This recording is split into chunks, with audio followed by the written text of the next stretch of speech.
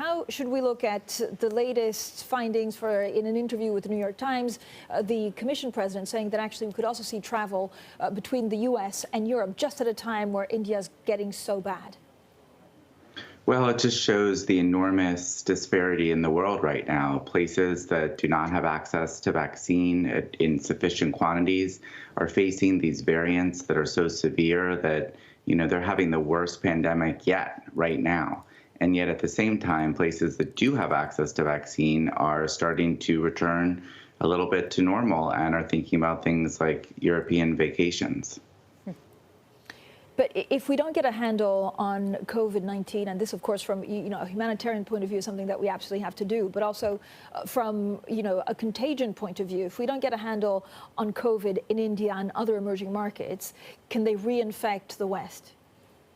Well, I think, first of all, it's just a human rights and human health catastrophe to have this many cases and deaths, and the potential of suffering in India is really just staggering. If you think about situation where they don't have oxygen, where the hospitals are filled. I mean, it is just really compelling the world to jump in and help, and to think about the importance of making sure in the short term that they get the resources they need, and in the very near term that there's enough vaccine.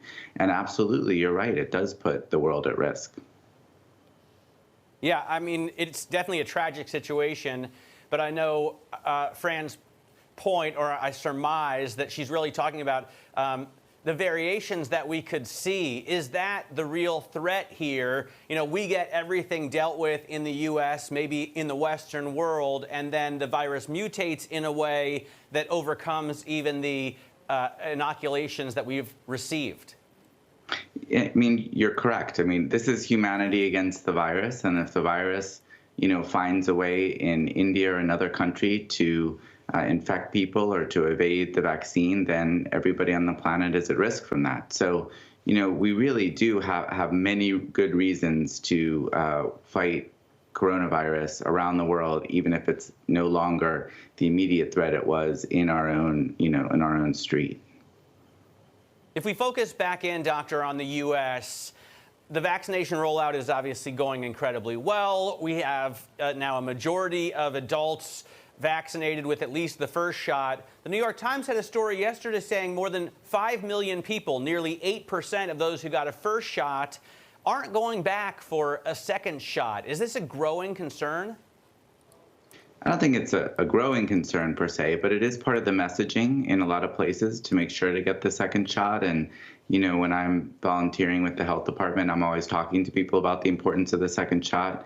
And, just because people don't get it right when they were originally scheduled doesn't mean that they won't get it. And I see people who sort of straggle in a few weeks later. So I think it's, part of the overall vaccine challenge is to help people get that second shot and really be as protected as they can be. But Dr. Sharfstein, there is a growing sense that demand for vaccinations, even the first shot, is waning. How concerning is that? Well, I don't think it's so much demand is waning. I think we always knew that the excess demand that was there, the people who were really banging on the pharmacy door, that those people will get vaccinated. And that's sort of what's happening right now. And so what you're now left with are other people who, are ready to be vaccinated, some of them, but not, seeking out every dose right away. And people who really need to hear more or to have more convenient access. This was the shift that was always going to happen. Came a little sooner because we had so many vaccines faster than we had anticipated. But, what this is going to require is not just a rush of vaccines to people, but patience and outreach, listening, and understanding so that more and more people get vaccinated. As a specific example, I know that the city of Baltimore here is putting together teams for outreach to group homes of 5 or 10 people. I mean, it's going to take a lot of that to really get the numbers up. Dr. Sharfstein, can I go back to what's hhappening in India? Has the West let down a lot of emerging and developing economies because of a lack of vaccine, because they've bought too many at higher prices? Or is it a case surgent, which is really quite incredible in terms of the number of people infected because of a lack of a national lockdown, or is it a new variant?